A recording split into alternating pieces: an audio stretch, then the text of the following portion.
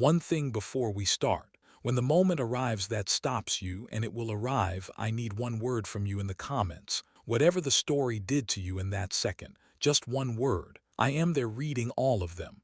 Every time. Now. What follows are the working notes of Dr. Selin Aydın, Chief Linguist of the First Contact Division, recorded over 11 days in her personal research journal while she attempted to translate a single question asked by the Vel-Sath, the oldest known civilization in the galaxy, to humanity. The translation took 11 days. The answer took longer. These are the notes from the 11 days. They were never classified. They were never published. They were found in her personal archive after her death, and are reproduced here exactly as she wrote them. Day 1, first entry. The Vel-Sath have asked us a question. That sentence has been in my head for 6 hours now, and I cannot make it feel real yet. The Vel-Sath, the civilization that has been in this galaxy for longer than our sun has existed, the civilization that watched the stars that currently burn in our sky condense out of nebulae, the civilization that is to galactic history what geology is to human history, the foundation layer, the thing everything else is sitting on, the thing you have to go very far down to reach. They have asked us a question, not the Galactic Council, not the Diplomatic Corps, not any of the established interstellar bodies that would normally be the recipient of communication from a civilization at that level. They asked us, humanity. They sent the communication to the First Contact Division at New Geneva, and the communication was 3 words in their language, and my job is to translate those 3 words into something that the diplomatic response team can actually respond to. 3 words. I have been looking at them for 6 hours. I have not yet written a translation. I have written 11 drafts of notes about why the translation is difficult. This entry is draft 12. Day 1, second entry. Let me try to explain what makes this hard. Language is not just vocabulary. Every linguist knows this and says it and means it, but it is one of those things that is easier to say than to fully understand until you encounter a language that makes the gap between vocabulary and meaning impossible to ignore. The Vel-Sath language is the gap made visible. I have been studying it for 8 years. I have access to more hours of Vel-Sath communication than any other linguist alive. I have published 3 papers on the structural characteristics of their primary communication mode. I understand, at a technical level, more about how their language works than almost anyone. And I am sitting here with 3 words and I cannot tell you with confidence what they mean. Not because I do not know the words. I know the words. I know what each of them points to in their conceptual framework. What I do not know is what they mean when they are put together the way they have been put together, in this sequence, addressed to us, at this point in the relationship between our 2 civilizations. A word in context means something different from a word in isolation. 3 words in context, from the oldest civilization in the galaxy, addressed for the first time in their history to a species that has been spacefaring for 200 years, means something that I am not sure I have the framework to contain. Day 2 morning. I slept badly. I dreamed about the words, which is what happens when something has been in your head too long. It gets into the dreams, and the dreams do not process it any more cleanly than the waking mind does. I got up at 4 in the morning and made coffee and sat with the words again. I want to try a different approach today. Instead of trying to translate the words directly, I want to think about the context. What do we know about why the Vel-Sath would ask a question? In 8 years of studying their language and their communication patterns, I have cataloged approximately 12,000 Vel-Sath transmissions. Of those, the vast majority are what I would classify as statements or declarations. They describe things. They assert things. They record things. They do not often ask questions. In my 8 years of study, I have found approximately 300 instances of what I would classify as genuine questions. Transmissions that contain the grammatical markers that indicate the speaker does not know something and is directing a communication at someone who might. 300 questions in 8 years of archived transmissions. The Vel-Sath do not ask questions often. This means that when they ask one, the question is significant. The question they have asked us is one of those 300. I am looking at it with that weight in mind. It is not helping. Day 2, afternoon. I asked my assistant Tamaz to look at the words with fresh eyes. He is 26 and has been working with me for 2 years. Indeed, he is one of the best young linguists I have encountered in my career, which spans 30 years. He looked at the words for 4 hours. Then he came to me and said, "I think there is a problem with direct translation here." I said, "Yes, I know." He said, "The first word is relatively clear. It maps onto several human concepts that are close enough that we could use any of them without losing too much. Second word is harder but still accessible. There are human equivalents even if none of them are perfect. The third word is the problem." I said, "Yes, I know." He looked at me for a moment. Then he said, "Have you considered that the third word might not have a human equivalent? Not because human language is limited in some general sense, but because the thing the third word points to might be something that humans have not historically needed a word for." I looked at him. Then I said, "Yes. That is exactly what I have been considering since yesterday, and I do not know what to do with it," he said. "I think we might need to translate the question into a form that can be answered even if it cannot be translated into a form that is exactly equivalent." I said, "I know.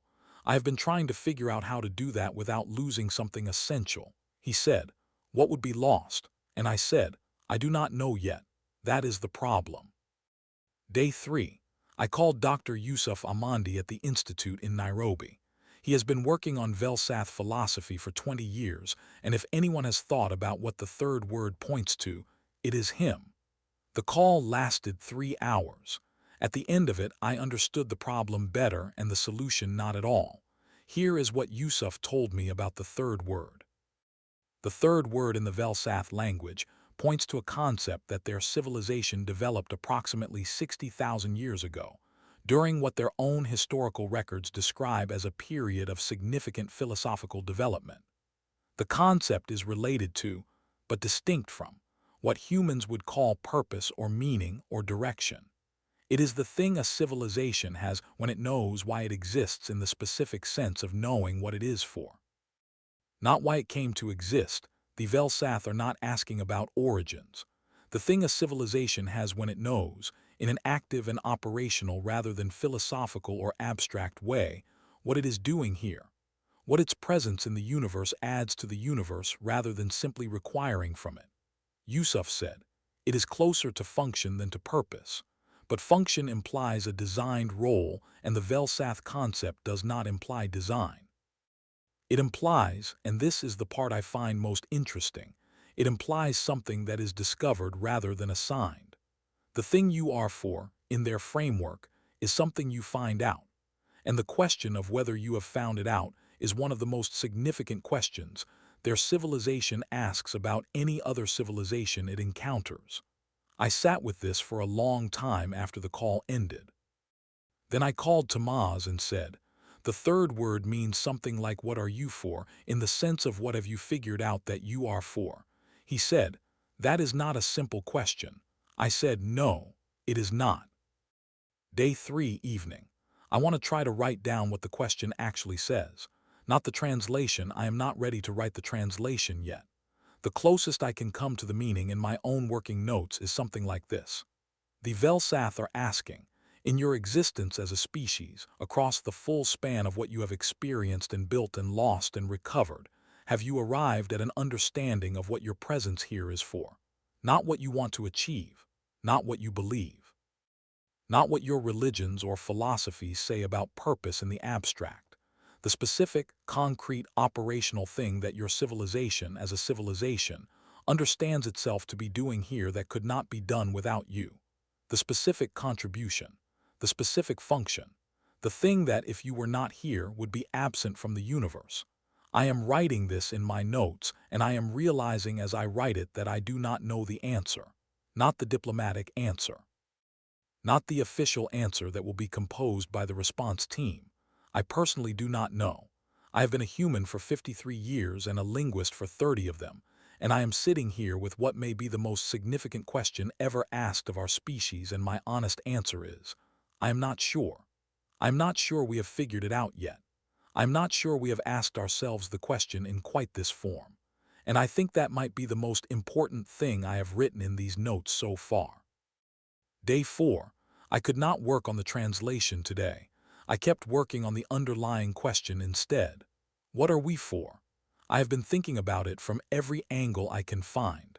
I have been a linguist my whole career, which means I have been thinking about how language shapes the way species understand themselves. And one of the things I have learned in 30 years is that the things a language has many words for are the things a culture thinks about a great deal, and the things a language has no word for are the things the culture has not needed to think about, or has thought about in other ways, or has chosen not to think about directly.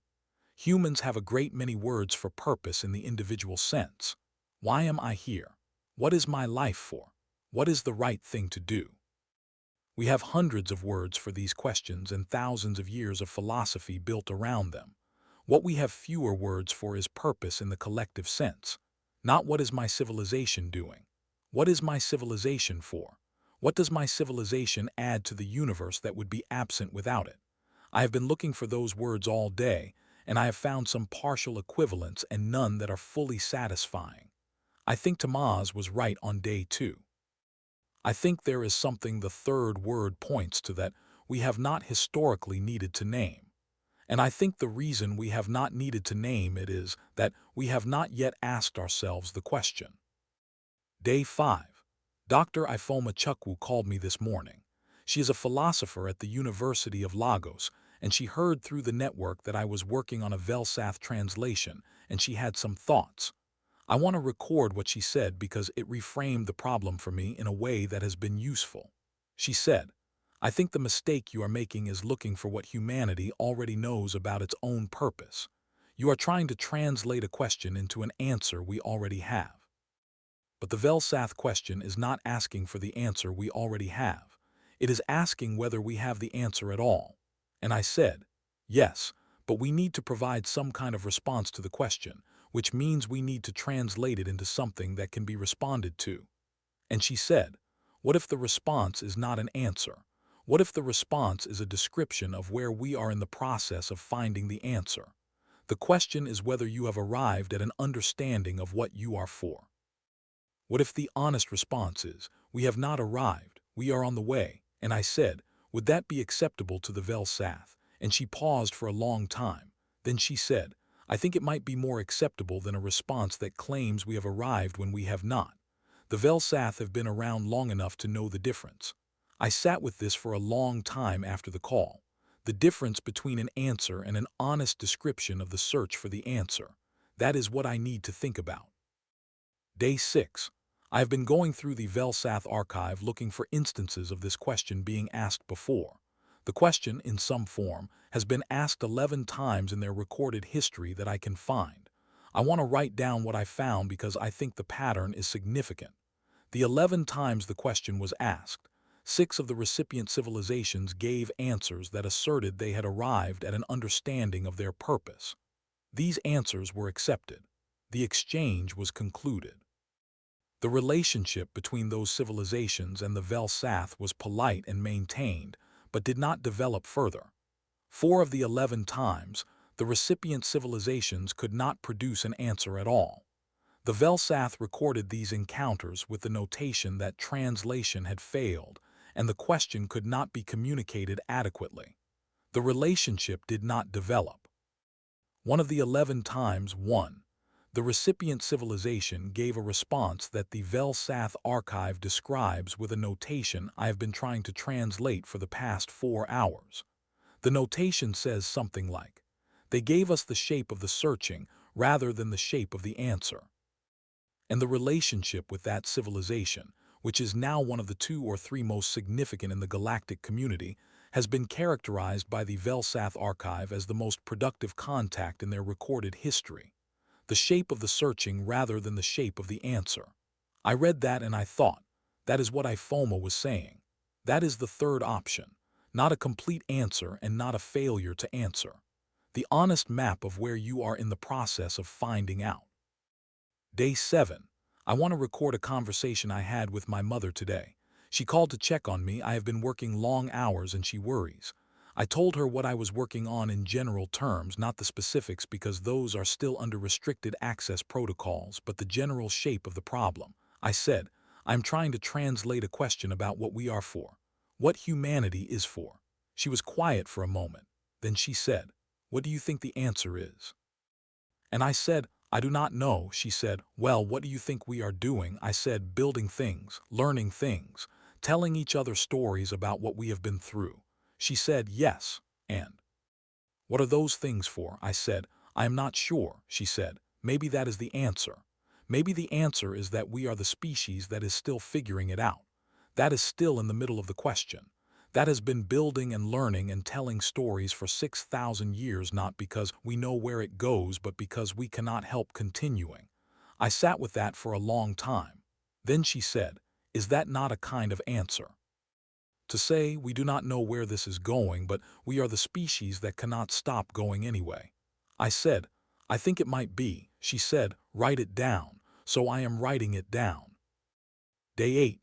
I have been thinking about what my mother said and what Ifoma said, and what the Vel-Sath archive said about the civilization that gave the shape of the searching. I have been thinking about what all three of those things have in common. What they have in common is this. The honest answer to the Vel-Sath question might not be an answer about what we have found. It might be an answer about what we are doing. The difference between those two things is the difference between a destination and a direction. We have not arrived at the destination.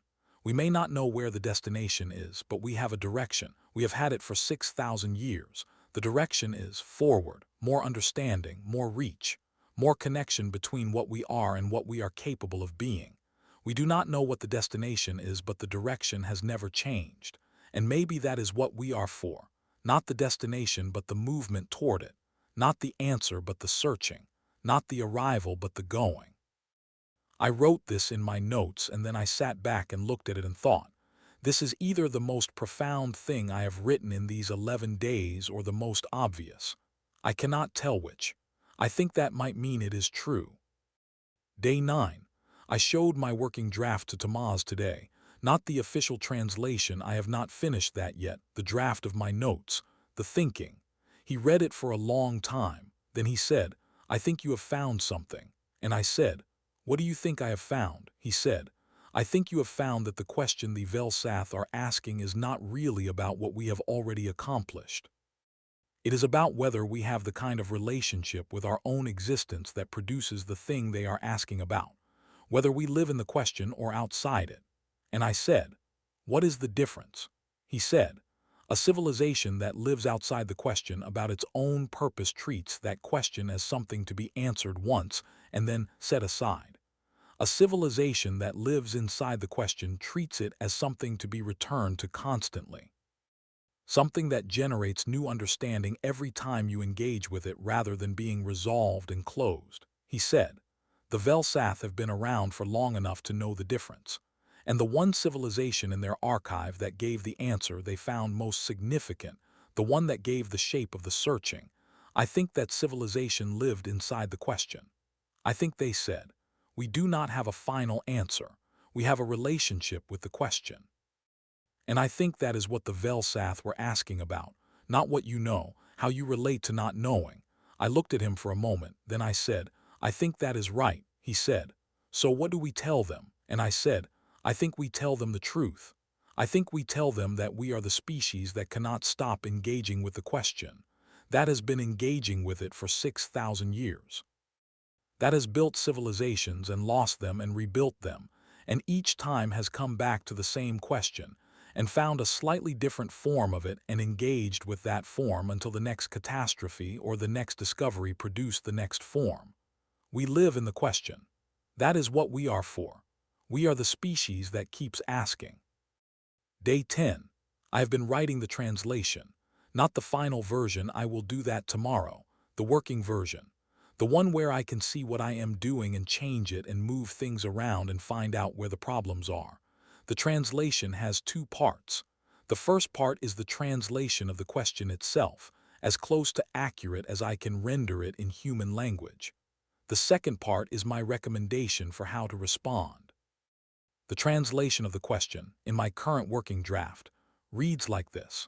Across the full duration of your existence as a species, and encompassing all that you have built and lost and recovered and built again, Have you arrived at an understanding of what your specific presence in the universe is for, not what you believe about this in the abstract, but what you operationally understand your civilization to be doing here that would be absent from the universe without you?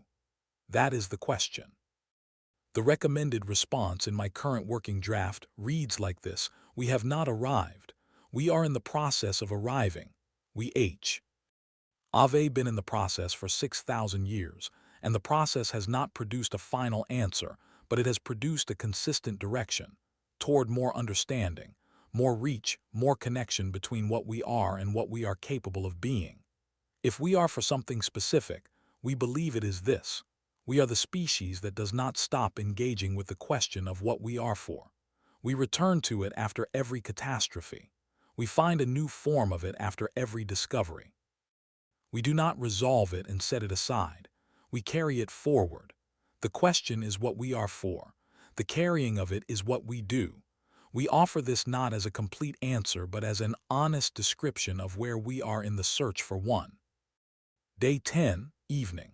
I want to record something that happened after I finished the working draft. I sat with it for a while, and then I thought about what it would mean if the Vel-Sath accepted this response. What it would mean to be the second civilization in their recorded history to give the shape of the searching rather than the shape of the answer.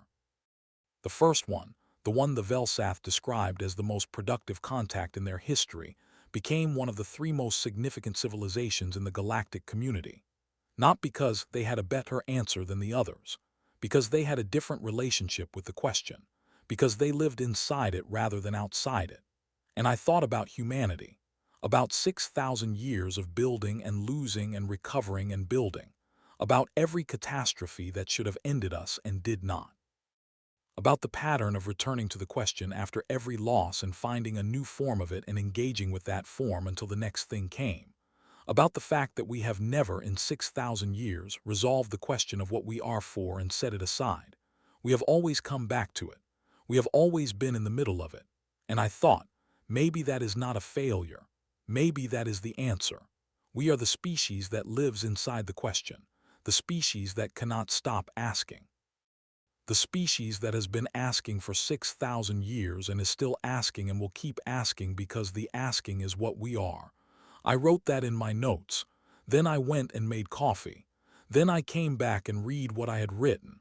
And I thought, yes, that is it. That is the whole thing.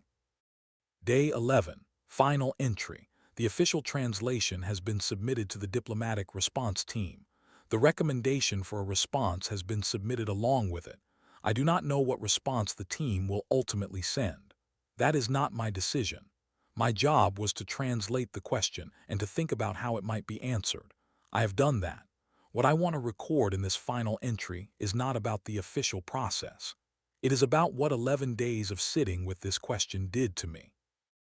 I started these notes as a linguist trying to solve a translation problem.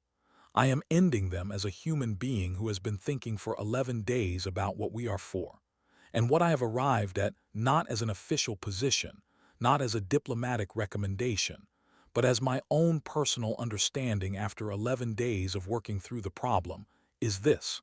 We are the species that keeps asking. That has been asking for 6,000 years. That asks the question in different forms in different eras. What is the meaning of life? What is the right way to live? What do we owe each other? What are we building toward? But always comes back to the same underlying orientation. We are trying to understand what we are here for. We have not finished. We are not close to finishing. And the not finishing, the ongoing engagement with the question is not a failure. It is the work. It is the specific and particular work that we have been doing for 6,000 years, and that we are still doing and that we will keep doing. The Vel-Sath asked us if we had arrived at an understanding of what we are for. I think the truest answer is, we have arrived at the understanding that we are the species that does not stop trying to understand this. That is not a complete answer. It is, I believe, the honest one, and the honest one is the one I recommend we give. Day 4, late evening. I want to record something that happened today that is not directly about the translation but that I think belongs in these notes. I went for a walk after dinner. I often do this when I am stuck on a problem. Movement helps the thinking. I was walking along the waterfront, and I passed a group of children playing some kind of game that involved a lot of running and a complicated set of rules that I could not follow from the outside. And I watched them for a while. And I thought, this is what we do. Even when we do not know what we are for, we do things. We play games with complicated rules. We walk along waterfronts thinking about old civilizations. We build institutions that study questions that have no immediate practical application. We tell stories about things that never happened to people who never existed. We do these things not because we know what they are for. We do them because we cannot help it. Because there is something in us that generates activity and engagement and the production of things that are not strictly necessary for survival. And I thought, maybe that is the most honest thing I could tell the Vel-Sath. Not what we think we are for.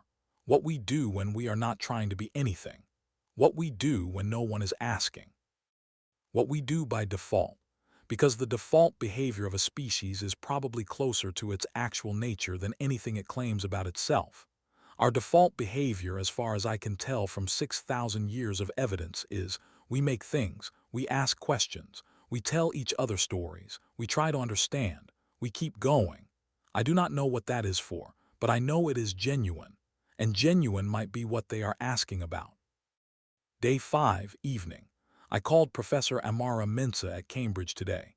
She has written more about the philosophy of collective purpose than anyone I know.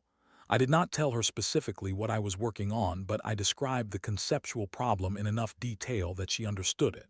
She said, "The question you are describing is one of the oldest questions in human philosophy. What is a civilization for? What does any collection of beings add to the universe that justifies its existence?" And she said, "The interesting thing is that the answer has never been stable. Every era produces a different form of it. Different religions, different philosophies, different political movements, they all attempt to answer this question, and they all produce answers that seem complete for a period and then turn out to be incomplete." And I said, "Does that mean we have not found the answer?" And she said, "Or it means the question is the kind of question that does not have a final answer.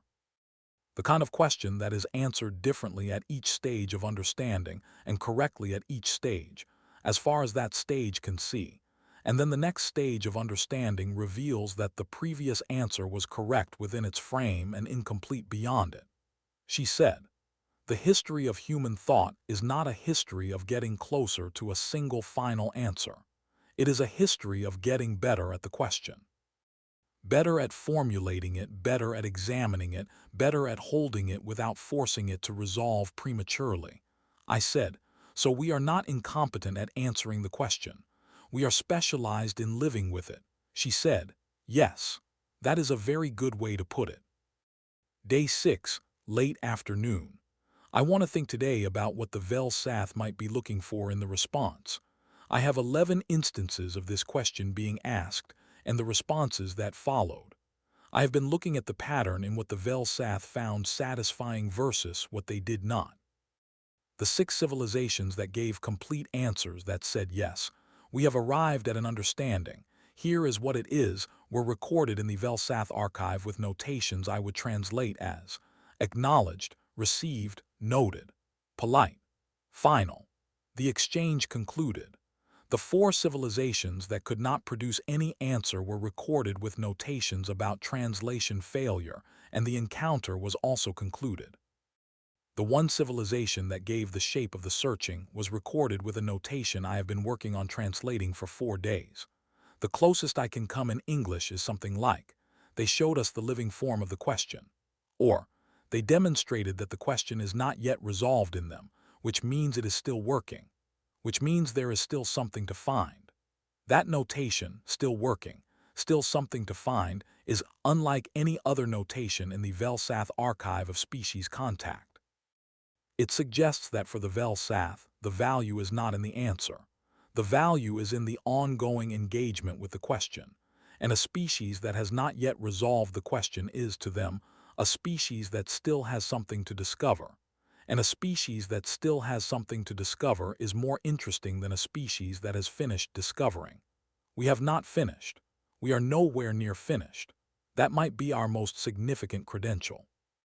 Day 7, afternoon. I want to record something Tamaz said this morning that I have been thinking about all day. He came in early and said he had been reading through the Human Philosophical Archive last night, not for the translation, just reading, and he had found something that he thought was relevant. He said, I kept finding the same pattern in the texts I was reading, not the same conclusions, the same pattern underneath the conclusions. Every major human philosophical tradition, regardless of what answer it arrives at, has this quality of remaining in conversation with itself, of not closing. Buddhism talks about beginner's mind, approaching everything as if for the first time. Soccer. 8 said the beginning of wisdom is knowing you do not know. The scientific method is built on the premise that every conclusion is provisional and subject to revision. The best human historians write history as an ongoing interpretation rather than a fixed record. Everything we have built to think with is designed to remain open. I said, yes. And he said, do you think that is accidental? Do you think it is a coincidence that our best tools for understanding all have this quality of deliberate openness built into them? Or do you think we built them that way because something in us understood that closing the question was the mistake, that the value was in keeping it open? I sat with that for the rest of the morning.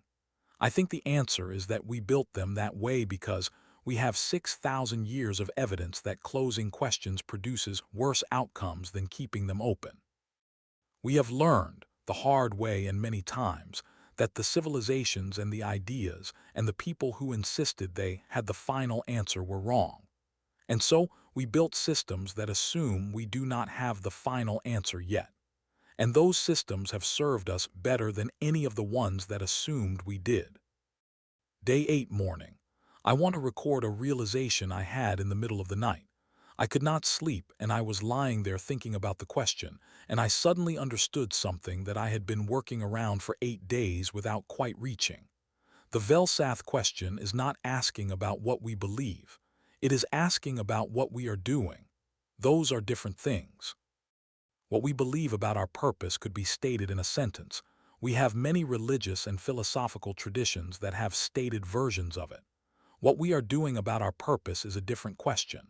And what we are doing as a species, in terms of actually engaging with the question of what we are for, is something I think is more honest and more significant than any of our stated beliefs about it. What we are doing is, we are still asking, after 6,000 years. After every attempt to settle the question, after every period where a particular answer seemed complete and then turned out not to be, we keep coming back to the question. We cannot leave it alone. It is not that we are bad at answering it. It is that we are constitutively unable to treat any answer as final. Something in us refuses to close it. And that refusal, that specific, persistent, apparently inextinguishable refusal to treat the question as answered is, I think, what makes us whatever we are. Not what we have concluded, what we keep returning to. Day 9, afternoon. I showed Tamaz my working draft response yesterday, and he said something today that I want to record. He said, I think the response is right, but I want to make sure we have thought about something. The Vel-Sath asked this question 11 times. One civilization gave an answer they found significant. That civilization became one of the most significant in the galactic community. If we give a similar response, and if the Vel-Sath find it similarly significant, the implications for humanity's position in the galactic community could be substantial. Are we comfortable with that? I said, what do you mean? He said, I mean that we are recommending a response that is honest rather than strategically optimized.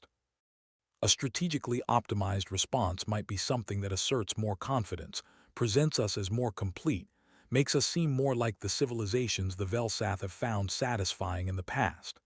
The honest response says we are still in the middle of the question. That might be the more significant answer, but it is not the more polished one. I said, I know, he said. So we are recommending the honest answer even though we do not know for certain that it is the more effective one. I said, yes. He was quiet for a moment. Then he said, good, I thought we might be. I just wanted to make sure we had thought about it. I said, I have been thinking about almost nothing else for 9 days. He said, I know, I have been watching. He paused. Then he said, I think honesty is right here, not just strategically. Actually right, I said yes, I think so too. Postscript added to the archive by Dr. Tomás Rivera, 18 months after Dr. Aydın's death. I was her assistant for 2 years and her colleague for the 12 that followed. She passed away quietly at 71. She had been in good health until the end. She would not have wanted a lengthy description of her final years, so I will not write one. What I want to write is what happened to the translation. The diplomatic response team considered her recommendation for 3 months. There was significant debate. Some on the team wanted a more assertive response, something that presented humanity as more complete, more arrived, more established as a galactic civilizational presence. Selin's position, which she defended in 3 meetings and a formal written argument, was that the more assertive response was the less accurate one, and therefore the less appropriate one, and that the Vel-Sath, who had been observing species for longer than our sun had existed, would know the difference. The debate was eventually resolved by a committee vote. The response that was sent was not exactly the translation Selin recommended. It was revised by the diplomatic team. But the core of it, the part that said we are the species that does not stop engaging with the question of what we are for, that we live inside the question rather than outside it, that the searching is what we do, that part survived the revision. The Vel-Sath responded within 8 cycles. The response was long and has been extensively studied and is still being translated in full. The portion that has been rendered most completely and that has been cited most often reads, in the translation that has been accepted as most accurate, "You are the second civilization to give us this. We did not expect a second. We are glad there is one. The relationship that followed has been, by every measure available to us, the most significant in human interstellar history." Selin was right. The honest answer was also the more effective one. That would not have surprised her. She would have said, good, that is how it should work. She would have said it very simply without celebration. Then she would have gone back to the problem she was working on next. That was how she was. She lived inside the question, all of them, all the way to the end. Postscript 2, added by the Vel-Sath archive, translated into human language, Galactic Standard Cycle 44892. We are including this notation in the human archive of this encounter at the request of Dr. Rivera and with the approval of the Bureau of Interstellar Records. The notation reads, of the 12 civilizations we have asked this question, 2 gave us the shape of the searching rather than the shape of the answer. First gave it to us 60,000 years ago. We have maintained the most productive relationship in our history with them. The second gave it to us 240 cycles ago. We have been in relationship with them since. We note for the record that the 2 civilizations that gave us this answer have something in common that the other 10 do not. They were both, at the time we asked the question, still becoming whatever they were going to become. They had not arrived. They knew they had not arrived. And they said so. And in saying so, they demonstrated the thing we find rarest and most valuable in any civilization we encounter: the ability to be honest about incompleteness without treating incompleteness as failure. To be in the middle of something and to describe the middle accurately instead of presenting the finished version that does not yet exist. The humans are in the middle of something. They have been in the middle of it for 6,000 years. We do not know where the middle ends. We do not think they know either. We are watching. We find it in the specific and genuine way that a civilization old enough to have seen everything can still find things remarkable. The lesson in this story is not complicated, but it is also not small. The Vel-Sath asked 11 civilizations a question. 6 of them gave complete answers. 4 of them could not answer at all. 1 of them gave the shape of the searching instead of the shape of the answer. That one became the most significant contact in Vel-Sath history. The lesson is not that you should pretend not to know things you know. The lesson is that the honest description of where you are in the process of understanding something is more valuable than a complete answer that is not yours yet. We have been asking what we are for 6,000 years. We have not finished. That is not a weakness. That is the thing that makes the asking genuine. A species that has finished asking is a species that has stopped learning. The searching is the answer. The ongoing engagement with the question is what we are for. Drop one word in the comments. Whatever this did to you, I am waiting. Subscribe to UG Human HFY. Next episode is a completely different voice, a completely different angle. Every story on this channel is its own thing. That is the promise.